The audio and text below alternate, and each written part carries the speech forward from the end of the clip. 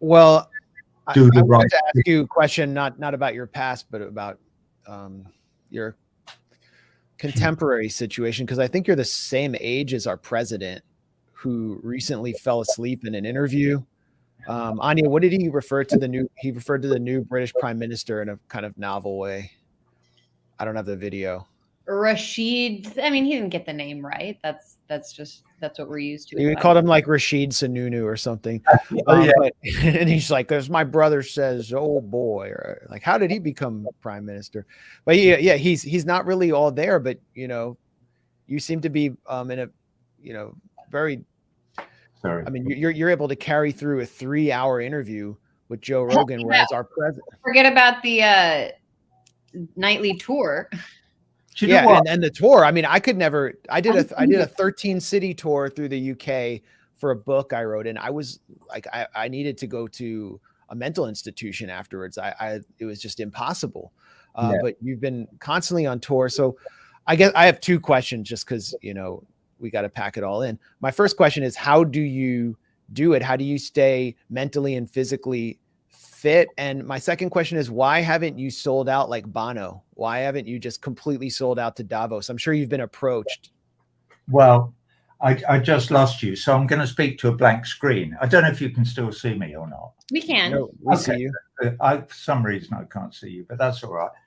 I think I'm too tall to sell out like Bono. He comes up to about here. So he's not confident. Now, don't be unkind. Don't be unkind. He's a bit challenged. I've got a daft story about Bono, but it sort of sums me and Bono up, I think, and I'll tell it to you now. Maybe I told it to Joe Rogan. I can't remember. But it is that we met once in an FBO. It was in 2020. We met in an FBO at Zurich Airport, and I had just returned with Clive Stafford Smith and a lady from Trinidad and Tobago called Felicia, and her 2 sons, Ayub and Mahmoud, who were 8 and 5, I think, at the time.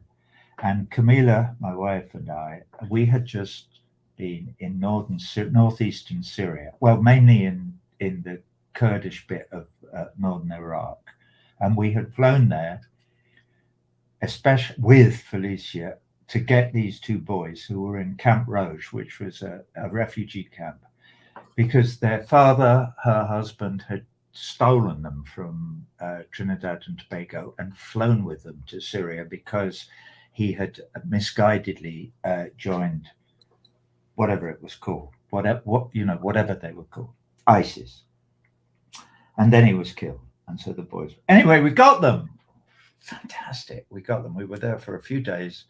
Clive went across whatever that river's called. It's not the Tiber, that's in Rome, but it's probably the Euphrates. Yeah, I think so. And so then we jumped in the plane the next day and flew back. And we were going through the FBO at Zurich, and suddenly there was Bono.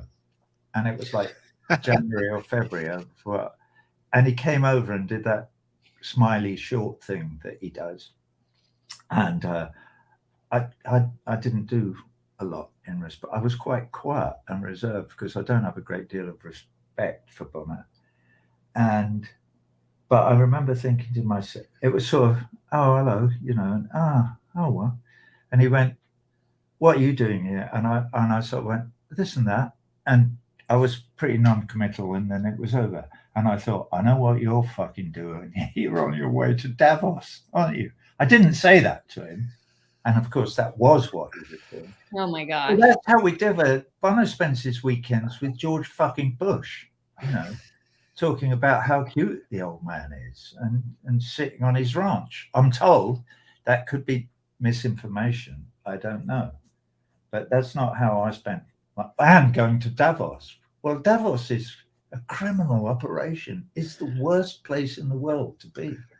You're surrounded by the people who are destroying the world on purpose so they can make a few quid.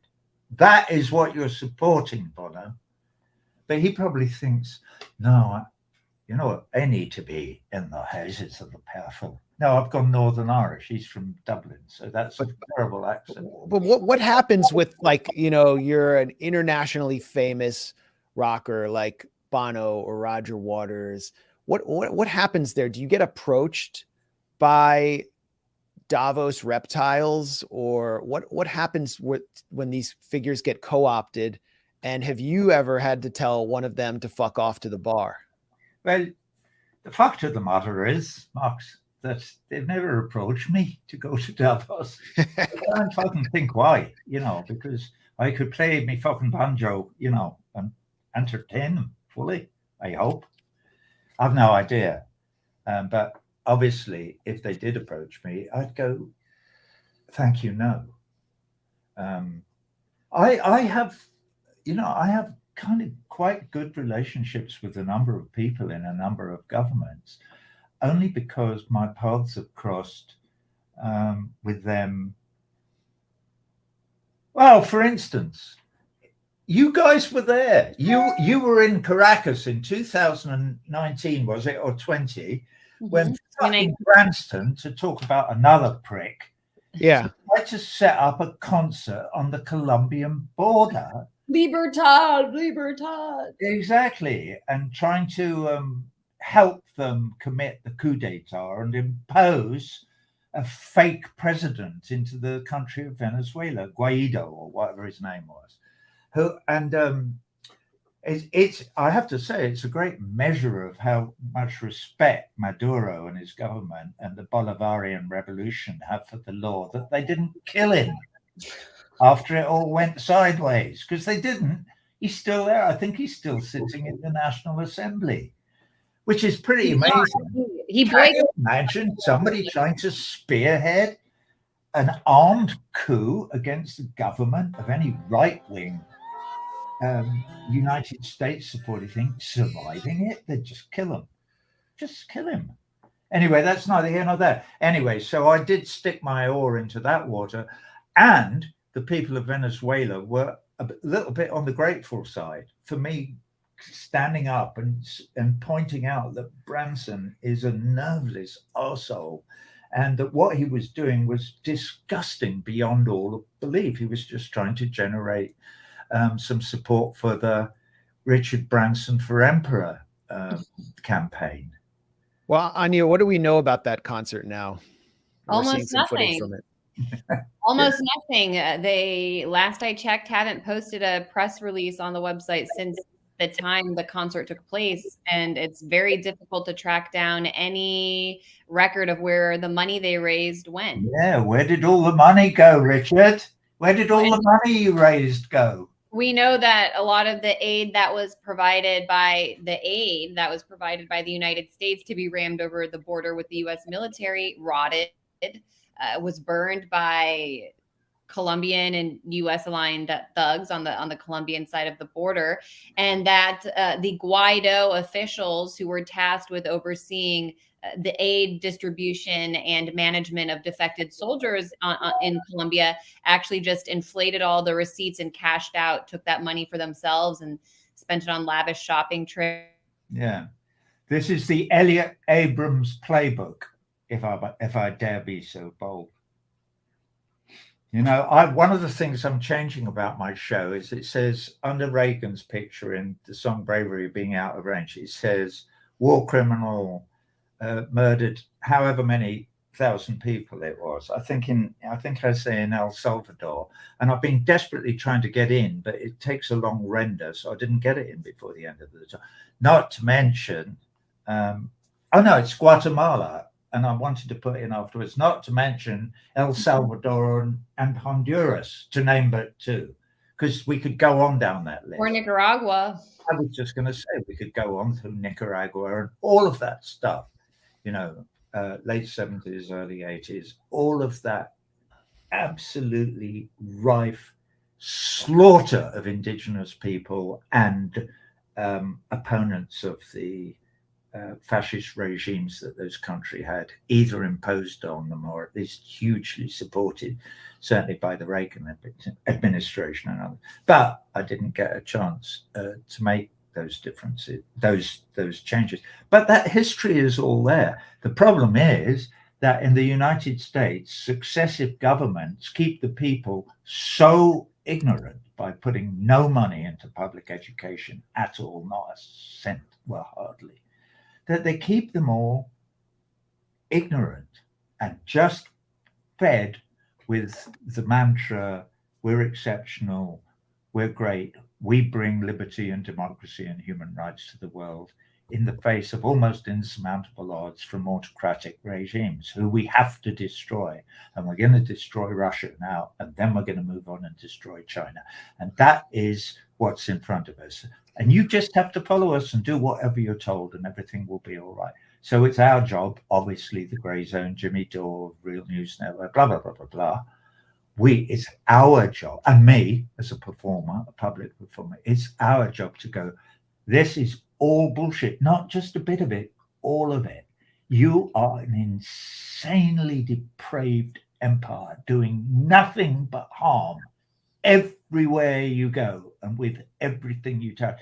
And this idea of building thousands of military bases around the world and trying to defeat everyone in war will lead only to a nuclear conflagration, and we'll all be dead.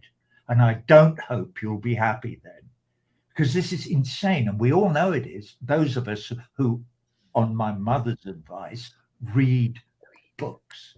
Let's all read Chris Hedges' new book, which comes out today.